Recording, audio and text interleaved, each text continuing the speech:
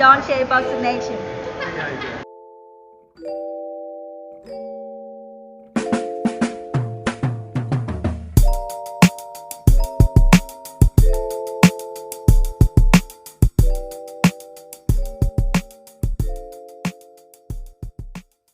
Dante's Boxing Nation, what's going on, guys? So after Oscar Valdez knocks out Miguel Berchelt this past weekend, the pressure continues to build up for him to fight Shakur Stevenson next. For those of you guys who don't know, when Oscar Valdez was champion at 126, he actually vacated his belt to avoid Shakur Stevenson, and then he moved up. His excuse was he was moving up because he couldn't make the weight anymore. Well, he can't use that excuse anymore because now Shakur Stevenson has moved up to 130. And he's next in line when it comes to the WBC to actually fight for Oscar Valdez's title. Now, the good news is, right after the fight, Valdez, he said, "I heard that Shakur wants to fight me. Let's do it." And Shakur, he took to his Instagram and he already put up a poster of him versus Oscar Valdez. And this is what he says. He says, "Champ, congratulations. Now, you know I've been calling your name for centuries. No more running, champ. Duck season is over." And then he says, "Top Rank, can we make the biggest fights at 130, please? I'm ready to dog walk the champ. Hashtag Valdez Stevenson 2021. So now Shakur Stevenson is starting to put that same type of pressure on Valdez that Devin Haney was putting on Teofimo Lopez and still is. Now, unfortunately, we don't know at this point if Oscar Valdez is going to take the fight or he's going to go over there with Teofimo and join the MBF Witness Protection Program.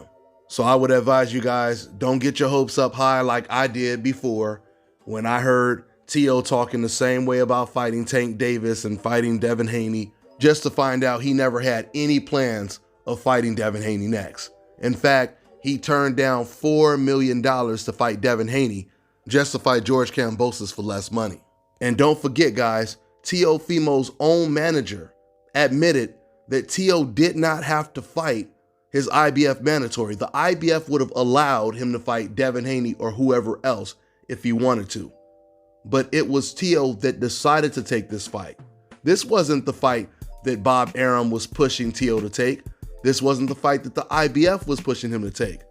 This is the fight that Teo personally wanted. So even though we don't know if Oscar Valdez wants to fight or not, the best news about this is his promoter wants to fight. Bob Arum wants this fight. In fact, it sounds to me like he's actually putting pressure on Oscar Valdez to take the fight. I'm gonna play this clip of Bob Arum doing an interview with Barbershop Conversations, and then you guys are gonna understand what I mean. If you don't, I'm gonna explain it anyway. Check out this clip and I'll be right back.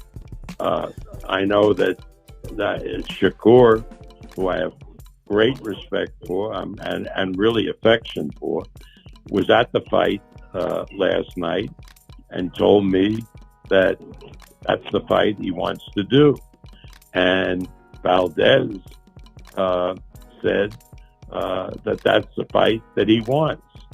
So I'll talk to their management, I'll talk to their trainers, and if that's the fight that both sides want, that's the fight I'll do. And that's a big pay-per-view fight, I believe. And it would do a tremendous gate because fans will be back, I think, in June, July, that time. So that's a possibility. But I think you don't understand the role of a promoter the way I see it. I mean, I don't make these matches. I talk to the sides about whether they want to do the matches or not. And if they do, I'll certainly put it together. And nothing would thrill me more than to do a Valdez-Shakur fight. You see, guys, I really like what Bob said right there at the end, because he made it clear that it's not up to him. It's up to the fighter. Meaning he's going to present this fight to Oscar Valdez, because we already know that Shakur wants to fight. He's been chasing Valdez for years. So when he says he's going to see what the fighters personally want to do, that means he's telling us He wants to make the fight as the promoter. If this fight doesn't happen, it's going to be because Oscar Valdez does not want the fight. Because Bob Arum just made it very clear. He really likes the idea of this fight. He said it would be a huge pay-per-view fight. And now it's just up to the fighters to say yes. Believe it or not, that puts a lot of pressure on Oscar Valdez because he doesn't have a shield when Bob Arum is saying it's up to the fighters. It's up to Oscar Valdez and Shakur Stevenson. If they want this fight, we can make it. You heard Oscar, he said, I pretty much just present the fights to these guys. And it's up to them if they want the fight or not. So that makes it very difficult for Oscar Valdez to turn down this fight. But see, here's what I don't understand.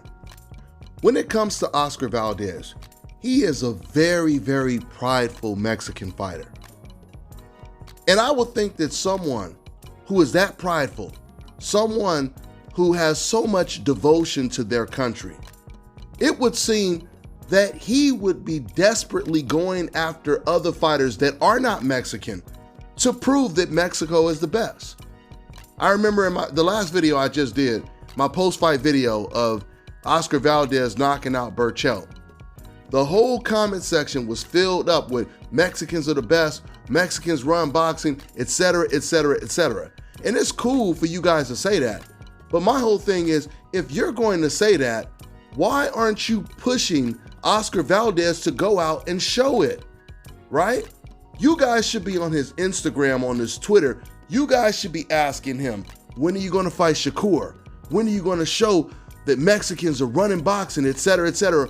Why aren't you guys doing this? This is what you guys should be doing. There's no reason for Oscar Valdez to be representing his country, but not wanting to go against all the other countries and all the other people that are not Mexican, right? That's like someone saying they're the best in the world at some Olympic sport, but they refuse to go to the Olympics and prove it. That's how you prove it. When you get on the big stage and you're going up against the best in the world. You can't say you're the best in the world without fighting the best in the world. It doesn't work that way.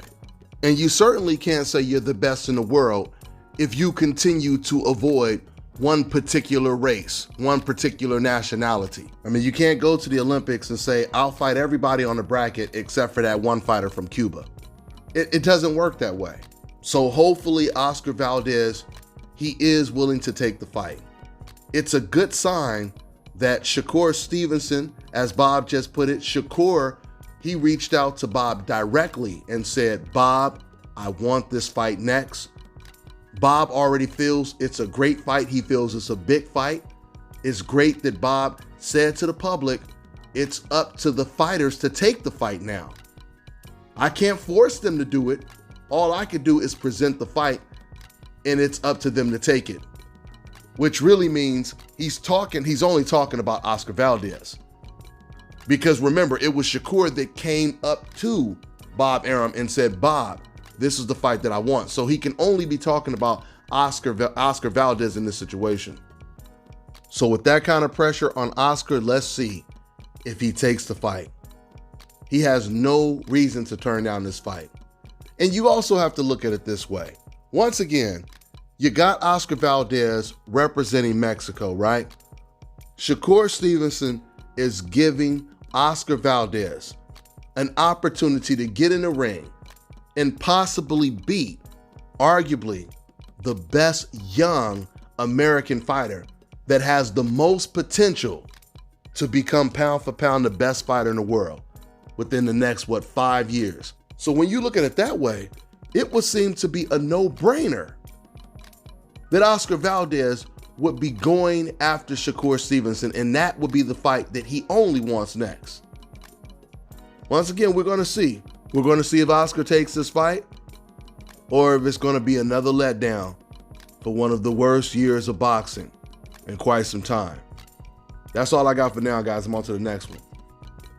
Fellas, I've got some great news for you. If you've lost your hair or have a receding hairline, the time has come when you can finally get your hairline back through a process called scalp micropigmentation. So here's how it works. It's a hair tattoo that replicates the look of your hair follicles when you have fully shaved it down. So to get this hookup, make sure you follow and contact my man Scalp Carolinas on Instagram. All right, now check this out, guys. If you're looking to repair eczema scars, burns and bruises, dark spots and blemishes, then this right here is the perfect product for you guys. It's called Elo de Key Face and Body Oil. Athletes and top-ranking boxers, they're also using it after training to reduce swelling, inflammation, and to ease the pain. So get yours today. Go to elodekey.com, like them on Facebook, and follow them on Instagram.